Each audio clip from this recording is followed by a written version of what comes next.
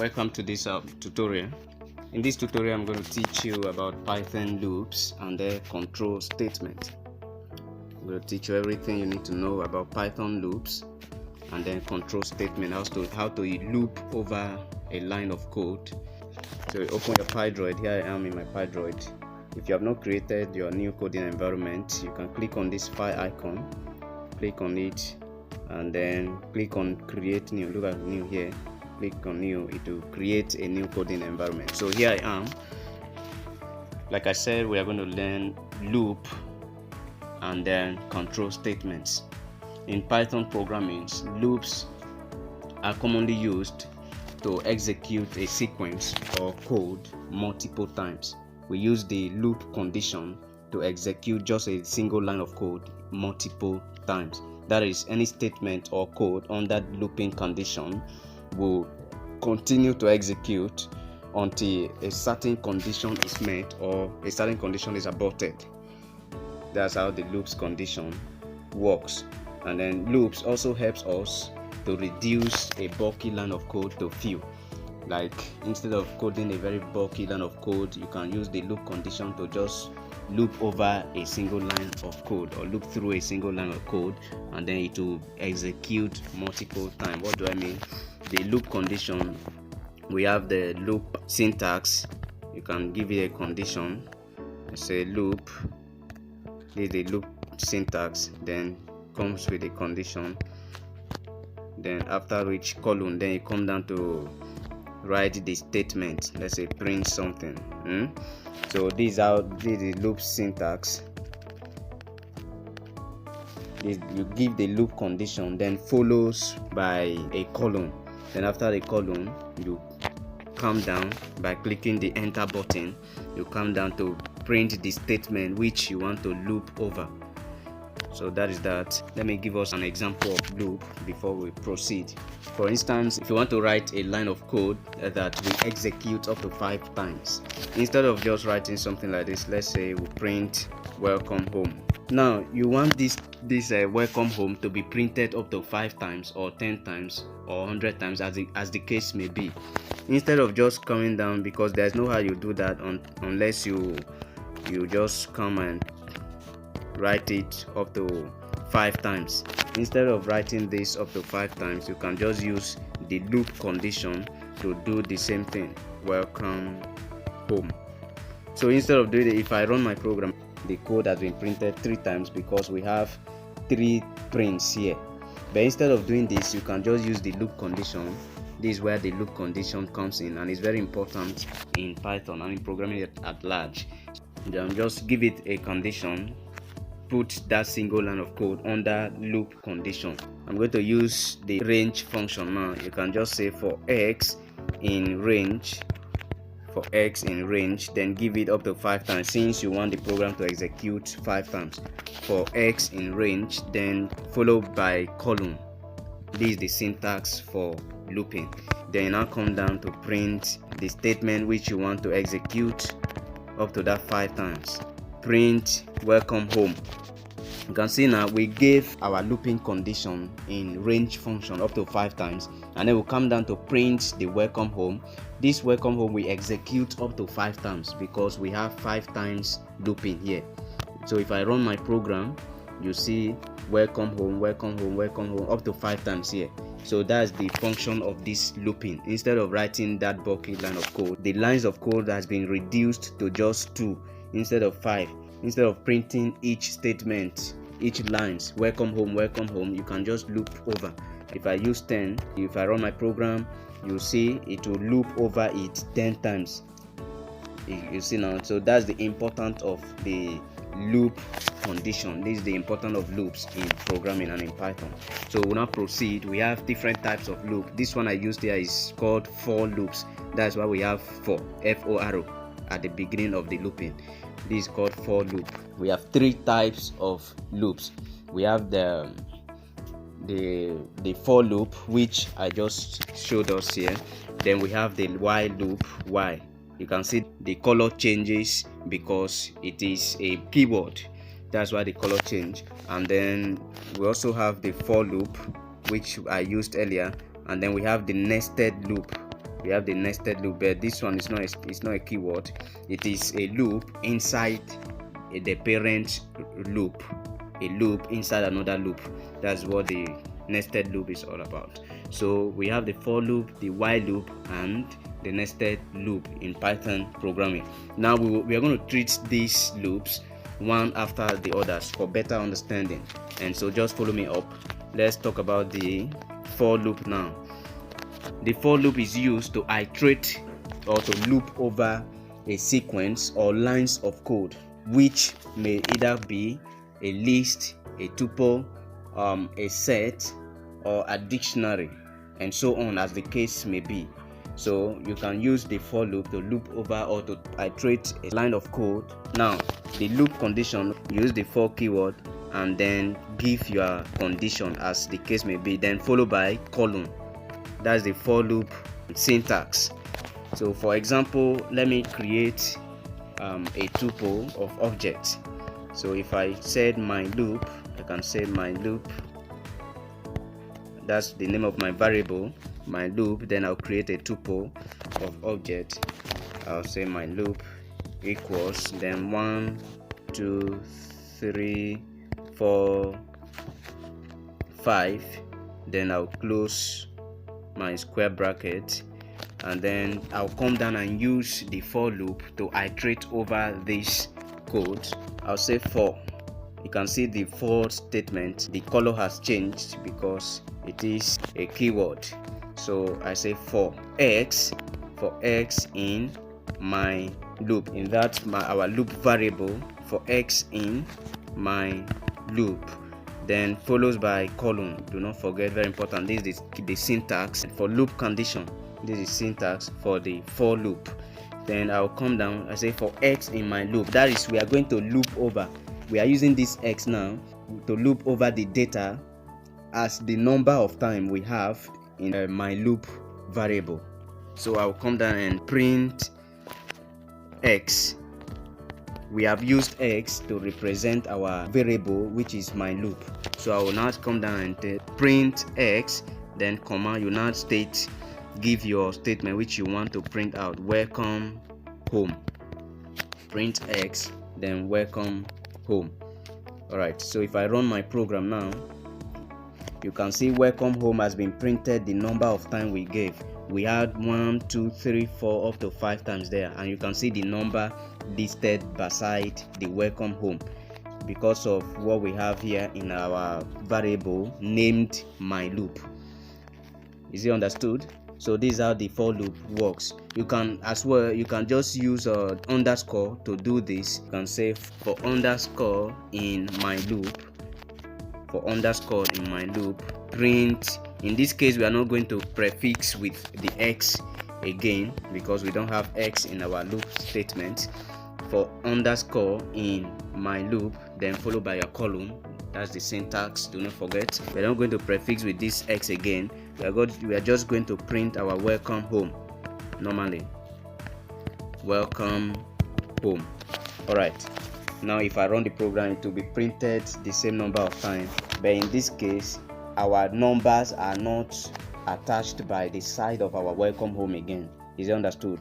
So but the program normally run 5 times because we have up to 5 times here in our variable. If I use it up to 6 and maybe 7 and maybe 8 and thereabouts, the case may be, if I run the program, you can see the program will execute up to 8 times because that's the number of loop condition we give to it in our variable. You can also use the range function, which I did earlier, to loop over a line of code.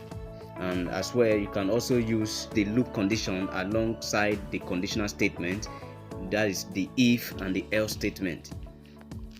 Let's loop through a list of even numbers. So I'm going to cancel this. Alright, let me remove all this, and then I'll say num1.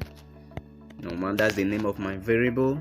Then I'll pass an empty list. You know, we use the square bracket to define empty list. This is my square bracket, open and close square bracket here. You can see this is my open and close square bracket. So I'm going to pass an empty list. I'll say for x in for x in num1 then comes with your column. Or let's use the range function. For x in range, since we don't have any data in our num1 variable, we are going to use the range function to loop over that empty list. Then we use the append method to add items to our empty list at the end. So how do we do that? We have defined our num1 variable and then pass an empty list.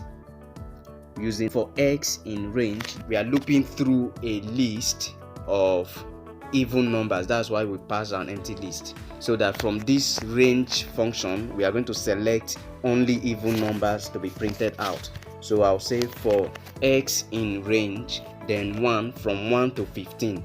From 1 to 15 we'll select even numbers within this range of number 1 to 15, then comes with column. Alright, then I'll come down to print. I'll say if, like I said, we are using the conditional statement if with the loop condition to loop over a sequence of code. So I'll say if x, then normally we use the modulus operator to determine even numbers. So we will say if x, because x are numbers ranging from 1 to 15. If there is any number from 1 to 15 that is an even number which can be divisible by 2 and the remainder will be 0, comes by column. If that happens, then we'll now say num1. Since num1 is an empty list, we'll now say come down and say num1.append. The append is a Python prebuilt method or function that is used to append or to add items or elements to the end of a list. So come down and say num1. Since num1 is empty, we use the append method to add elements or items of even numbers to that list. num1.append, then inside the append parentheses you pass your x variable, because we have already stated x using the if function to be number that can be divisible by 2, which are even numbers, because even numbers are numbers that can be divisible by 2 without remainder or remainder 0. So we now come down and say num1.append x, print num1. Let's use the f string to concatenate this, print num1.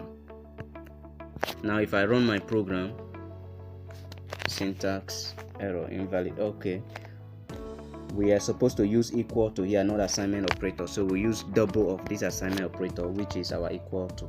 So we have if x modulus 2 equal, that is if any number divided by 2 ranging from 1 to 15 is 0, then it's an even number.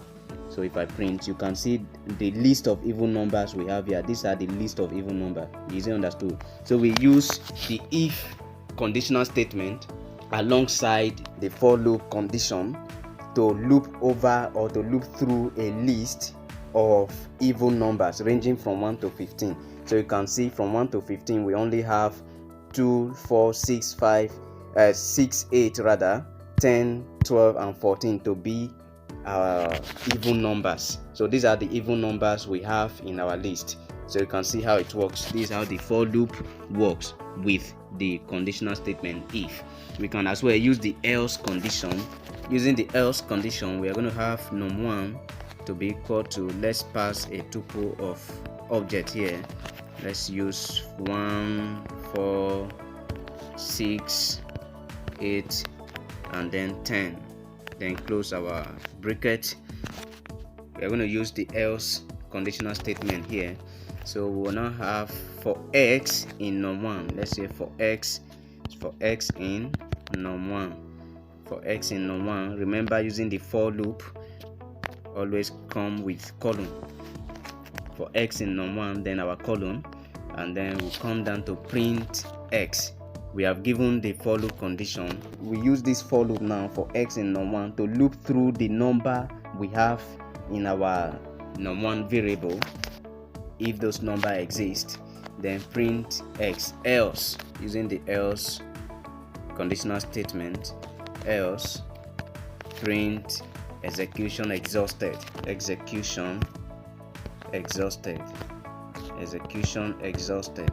all right. What this means is that we stored this tuple of number 1, 4, 6, 8 and 10 in our variable num1. Then we come down to loop through this variable num1 using the for loop for x in num1. Then we have stored num1 in x already. We have looped through that using the x. Then we say print x. Then after printing the number we have here 1, 4, 6, 8 and 10, after looping through that, when that has been exhausted, else print execution exhausted. If I run my program, you can see now this code has been printed 1, 4, 6, 8 and 10. Then at the end of that code, because there is no further looping, we now get this statement execution exhausted. So there's no further execution to be done again because our execution line or code has been exhausted. This is how to use the else function alongside the for loop condition. We can print unlimited statements at the output using the for loop. So you can use this to send unlimited messages to somebody. So we can do something like this. Let's say list1. I'll define a variable and then pass 0, but this list is not empty, it has 0 stored inside it, so it's not an empty list here. So we'll now use the for loop, say for x in list1, then followed by our column print x. So we want to send unlimited messages, we want to print out unlimited messages at the output. And then we'll now come down and use the append method as well, list1.append, because I've told us what the append function is used for. List1.append, we are going to use x. We'll start from 0 plus 1, 0 plus 1 1, then 1 plus 1 2, 2 plus 1 3 plus 1 and so on. So if there's no limit in this number to millions, then our statement will not stop to print at the output. So we'll now say x plus 1. That's what I was explaining that time. X plus 1, and x is what? 0. So 0 plus 1 is 1, and then after that has been printed, it will now come again 1 plus 1 2, 2 plus 1 and so on until, and you know that number has no limit. So this will print unlimited message. You can see, can you see what is happening? Just look at the bottom here, you can see the message continues to print till any number, and you know number has no limit, so it will be printing till infinity. That's what this means. It will be printing till infinity. All right, so this is all about the for loop condition. You can see unlimited messages have been printed at the output using the for loop condition. All right, so that's how it works.